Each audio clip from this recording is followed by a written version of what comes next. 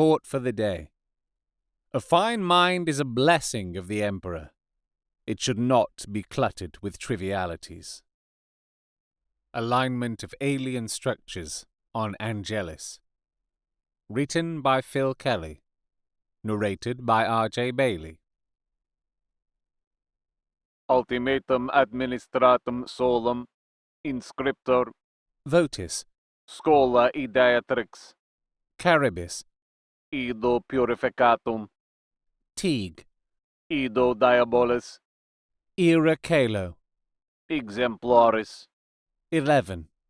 tabula librarium, P41514.518.2318T1301.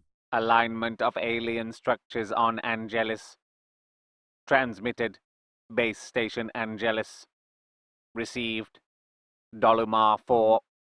Destination, Mars. Override order 6789-OXI. Intercept, redirect, Terra. Date, 8431345 M35. Telepathic duct, astropath terminus cable. Reference, ADMEC, stroke 019123298 stroke IP. Author, Adeptus Prefectus Primus Sol Magellan, Site Director. Further to a report made by Chief Orbologist Luteus Vox, initial study of orbital scans revealed several unexplained anomalies with the planet of Angelis. These have been summed up as follows. 1. The planet's ecosphere appears to be deteriorating for no apparent reason. Despite having a favorable oxygen-nitrogen-rich atmosphere and low levels of background radiation, there are no signs of life, not even on a microorganic scale. 2. A group of formations of apparently unnatural origin. 3. An energy source, issuing some sort of beacon from the area around the unnatural formations, which remains indecipherable. We have now established a ground base and have begun investigating these problems. We can indeed confirm that the formations are most definitely not natural, and are structures of alien origin. The material of which these structures are built has proved impervious to all scans, phase field generators, and even psychic probing. Excavation teams have begun digs around these structures in the hope that we may discover some further clue as to their origin. Survey teams have completed mapping out the area and have reported some quite startling relationships between the structures. There are 3 notable features in total, and these are detailed as follows. The first is a group of 3 pyramid structures, arranged in a loose formation.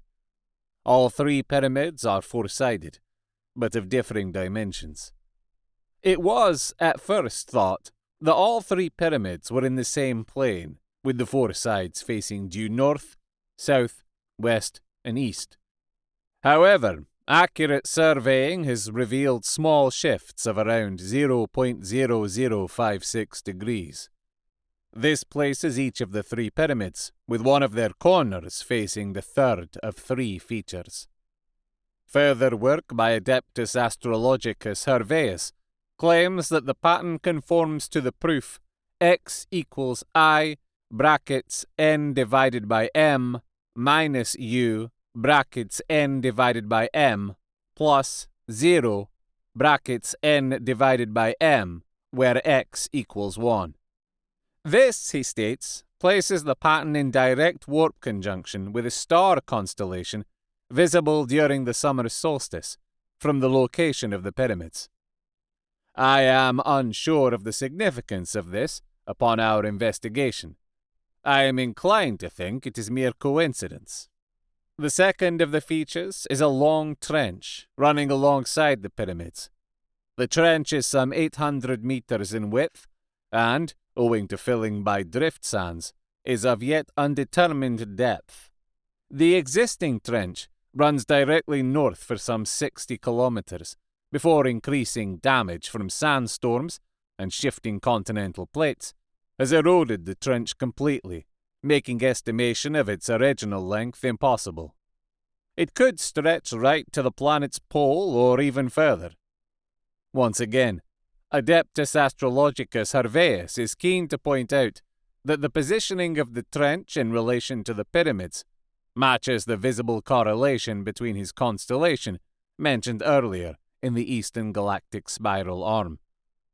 I once again must emphasize my skepticism of these theories. The third and final feature lies some 10 kilometers from the group of pyramids and offers the most in terms of investigating possibilities.